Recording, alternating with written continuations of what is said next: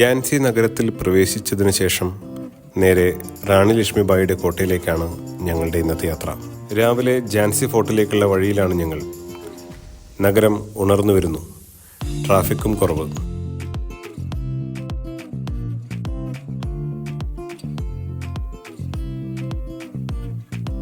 കോട്ടയിൽ എത്തുന്നതിന് മുന്നേ ഞങ്ങൾക്ക് നല്ലൊരു വെൽക്കം കിട്ടി.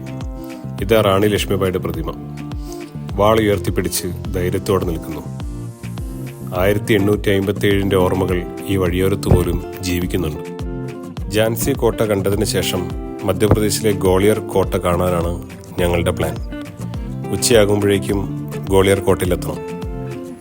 അത് കഴിഞ്ഞ് അവിടെ നിന്ന് വൈകുന്നേരമാകുമ്പോഴേക്കും ഉത്തർപ്രദേശിലെ ആഗ്രയിലെത്തണം. താജ്മഹൽ കണ്ടതിന് ശേഷം രാത്രിയാകുമ്പോഴേക്കും ഡൽഹിയിൽ സ്റ്റേ ചെയ്യാനാണ് ഞങ്ങളുടെ പ്ലാൻ. ഝാൻസി സ്വാതന്ത്ര്യ സമരത്തിന്റെ ഐതിഹാസിക ചരിത്രം പേറുന്ന ഭൂമിയാണ്.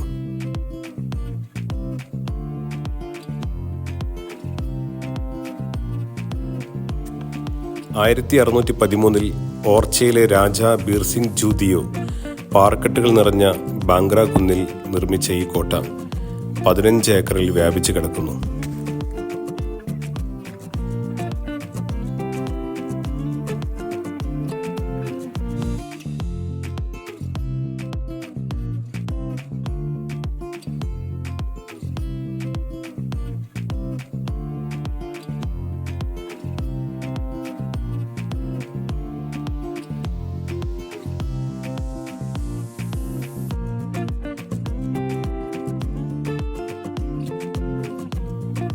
कार पार्किंग किधर है?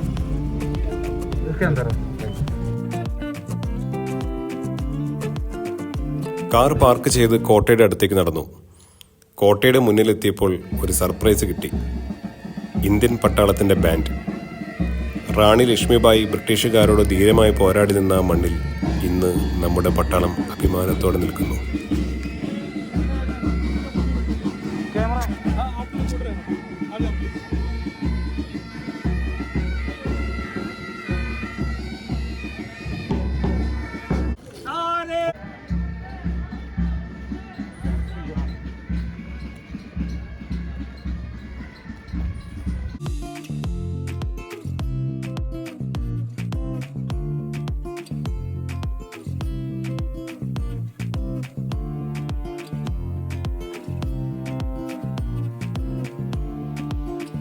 ₹25 എൻട്രി ടിക്കറ്റ്.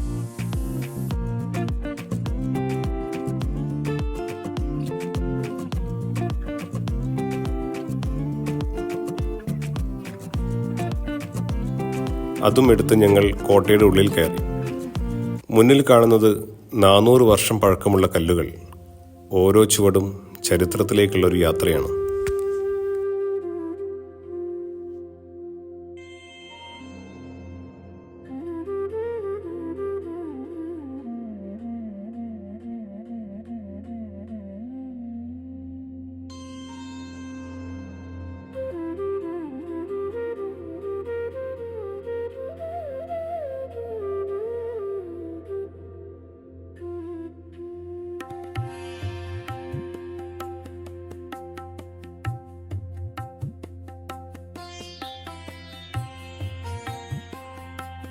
ഞങ്ങൾ കോട്ടയുടെ പ്രധാന കവാടം കടന്നു. റാണി ലക്ഷ്മിബായിയുടെ വീരമുറങ്ങുന്ന എന്നാൽ ഒരിക്കലും മരിക്കാത്ത കോട്ട. 1857 ശിപായി ലഹളയിൽ ബ്രിട്ടീഷുകാർക്കെതിരെ സമരം നയിച്ചവരിൽ പ്രധാനിയായിരുന്നു ഇന്ത്യയുടെ ജോന ഫാർക്ക് എന്ന പേരിൽ അറിയപ്പെടുന്ന ഈ ധീരവനിത. ബ്രാഹ്മണ സ്ത്രീകൾ ഭർത്താവിൻ്റെ വിയോഗത്തിന് ശേഷം ഭൗതിക ജീവിതം ഉപേക്ഷിച്ചിരുന്ന ആ കാലഘട്ടത്തിൽ അവർ രാജ്യഭരണം ഏറ്റെടുത്തത് പുരോഗമനപരമായ ഒരു നിലപാടായി കരുതപ്പെടുന്നു. റാണിയുടെ പിതാവ് പേഷ്വ ബാജിറാവു രണ്ടാമൻ്റെ കൊട്ടാരത്തിലായിരുന്നു ജോലി ചെയ്തിരുന്നത്. മണികർണിക തൻ്റെ ബാല്യം ചെലവഴിച്ചത് ബാജിറാവു രണ്ടാമൻ്റെ കൊട്ടാരത്തിലായിരുന്നു. പഠനത്തിലും ആയോധന കലകളിലും കുതിരസവാരി എന്നിവയിലും വളരെ മുമ്പിലായിരുന്നു മണികർണിക താംബെ.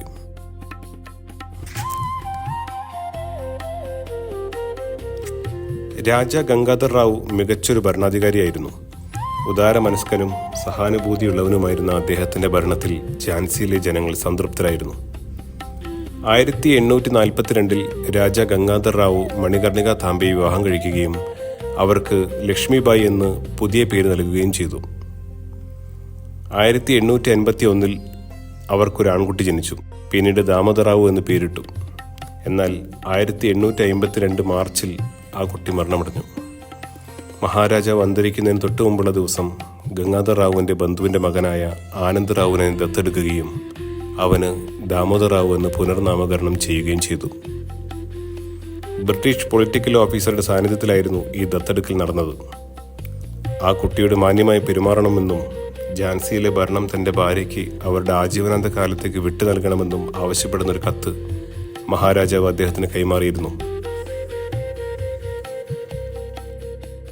1853 നവംബറിൽ മഹാരാജാവ് അന്തരിച്ചപ്പോൾ ദാമോദർ റാവു ദത്തെടുക്കപ്പെട്ട കുട്ടിയായതിനാൽ ഗവർണർ ജനറൽ ലോർഡ് ഡൽഹൌസിയുടെ നേതൃത്വത്തിലുള്ള British east India company doctrine of lapse അല്ലെങ്കിൽ ദത്താവകാശ നിരോധന നിയമം നടപ്പിലാക്കി.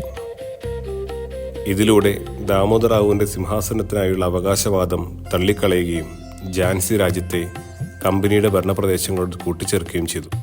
1854 മാർച്ചിൽ ലക്ഷ്മിബായിക്ക് പ്രതിവർഷം 60,000 രൂപ പെൻഷൻ അനുവദിക്കുകയും കൊട്ടാരവും കോട്ടയും വിട്ടുപോകാൻ ഉത്തരവിടുകയും ചെയ്തു.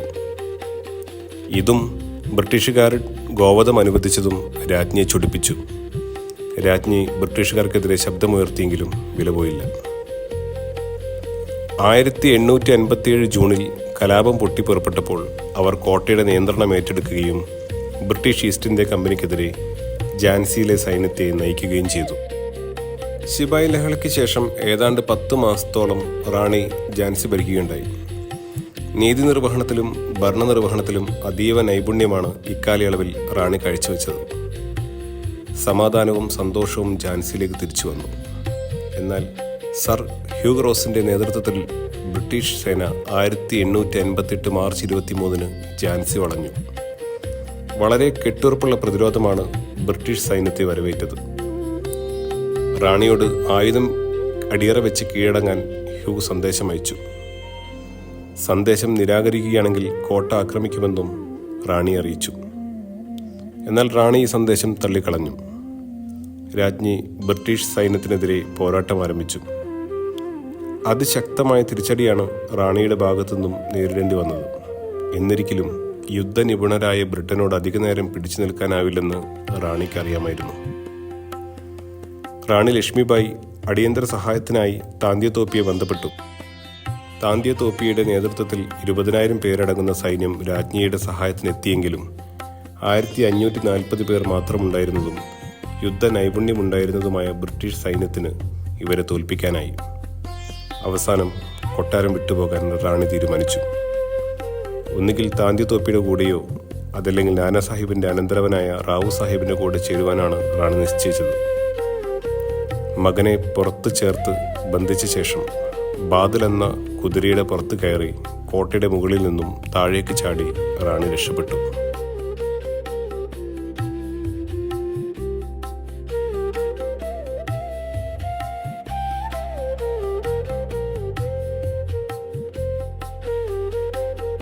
ഞങ്ങൾ ഇപ്പോൾ നിൽക്കുന്നത് അന്ന് റാണി കോട്ടയുടെ മുകളിൽ നിന്നും ചാടിയ ഭാഗത്താണ്.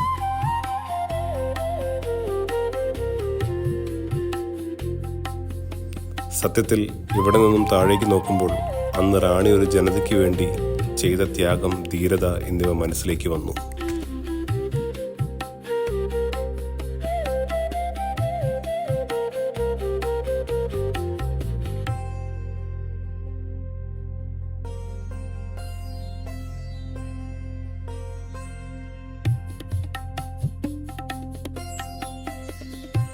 ആയിരത്തി 1613 പണിത ചുവരുകളാണിതെല്ലാം. റാണി ലക്ഷ്മിബായി രക്തം കൊടുത്ത കല്ലുകൾ. എന്നാൽ ഇന്നത്തെ ജനത അതിൽ സ്വന്തം പേരും മറ്റും എഴുതി കോറി വെച്ചിരിക്കുന്നു. 1887 ബ്രിട്ടീഷിൻ്റെ പീരങ്കികൾ കൊണ്ടും ഇത് തകർന്നില്ല. പക്ഷേ ഒരു പെന്നുകൊണ്ടും മാർക്കർ കൊണ്ടും ആളുകൾ ഇത് വൃത്തികേടാക്കുന്നു. ഫോട്ടോ എടുക്കാം, ഓർമ്മകൾ കൊണ്ടുപോകാം, പക്ഷേ ചുമരിലൊന്നും എഴുതരുത്. റാണി ലക്ഷ്മിബായി ഈ കോട്ട രക്ഷിക്കാൻ സ്വന്തം ജീവനാണ് കൊടുത്തത്. നമുക്ക് ചെയ്യാൻ പറ്റുന്നത് ഇത്രയേ ഉള്ളൂ, അവരുടെ ഓർമ്മകൾ സംരക്ഷിക്കുക. കലിപ്പി ലക്ഷ്യമാക്കിയാണ് റാണി 10 വയസ്സുകാരനായ തൻ്റെ പുത്രനുമൊത്ത് സഞ്ചരിച്ചിരുന്നത്. സാഹചര്യങ്ങൾ പ്രതികൂലമായിരുന്നു. കടുത്ത ചൂടും മോശം വഴികളും റാണിയെ തളർത്തി. ബ്രിട്ടന്റെ സേന കൽപ്പിയും ആക്രമിക്കാൻ ആരംഭിച്ചു. പുതിയ തന്ത്രത്തിന്റെ ഭാഗമായി വളരെ ചെറിയ ചെറുത്തുനിൽപ്പ് മാത്രം പ്രതീക്ഷിച്ച ഗ്വാളിയർ കോട്ട ആക്രമിച്ച് കീഴടക്കാൻ ഇവർ പദ്ധതിയിടുകയും നടപ്പാക്കുകയും ചെയ്തു. ഗ്വാളിയറിലെ രാജാവിനെ തോൽപ്പിച്ച് ഗ്വാളിയർ കോട്ട കീഴടക്കാൻ ഇവർക്കായി. വൈകാതെ ബ്രിട്ടീഷ് സൈന്യം കോട്ട വളയുകയും ആക്രമണം തുടങ്ങുകയും ചെയ്തു. റാണി യുദ്ധമുഖത്ത് ധൈര്യശാലിയായി പോരാടി. കടുത്ത യുദ്ധത്തിൽ നേർക്കുനേരെയുള്ള പോരാട്ടത്തിൽ ബ്രിട്ടീഷ് സൈനികനിൽ നിന്നും റാണിക്ക് മാരകമായി മുറിവേറ്റു. താമസിയാതെ റാണി ലക്ഷ്മിബായി മരണമടഞ്ഞു. എല്ലാവിധ ബഹുമതികളോടെയുമാണ് റാണിയുടെ മരണാനന്തര ചടങ്ങുകൾ നടന്നത്. ഇതാണ് ഝാൻസി ഫോർട്ടിലെ ഏറ്റവും പേടിപ്പിക്കുന്ന ആയുധം. പേര് കടക് ബിച്ചലി കനോൺ. സിംഹത്തിന്റെ മുഖമുള്ള പീരങ്കി ഉച്ചത്തിലുള്ളതും ഭയപ്പെടുത്തുന്നതുമായ ശബ്ദം പുറപ്പെടുവിച്ചതിനാൽ തണ്ടർ ബോൾട്ട് എന്ന് വിളിക്കപ്പെട്ടു. 18 അടി നീളമുള്ള ഇത് പ്രവർത്തിപ്പിച്ചത് റാണിയുടെ കമാൻഡറായ ഗുലാം ഗൗസ് ഖാനാണ്. സത്യത്തിൽ നമ്മൾ ഇത്തരം സ്വാതന്ത്ര്യ സമര ചരിത്രങ്ങൾ ഉറങ്ങുന്ന സ്ഥലങ്ങൾ കണ്ടിരിക്കണം. വരാൻ പോകുന്ന തലമുറയ്ക്കായി പടപൊരുത്തിയ ഒരുപിടി ധീരന്മാരും ധീരവനിതകളുടെയും ത്യാഗമാണ് നമ്മളിപ്പോൾ അനുഭവിക്കുന്ന സ്വാതന്ത്ര്യം. സ്വാതന്ത്ര്യ സമരത്തിൽ പങ്കെടുത്ത എല്ലാവർക്കും ഈ വീഡിയോ സമർപ്പിക്കുന്നു. റാണി കീഴടക്കിയ ഗ്വാളിയർ കോട്ടയിലേക്കാണ് ഞങ്ങളുടെ അടുത്ത യാത്ര.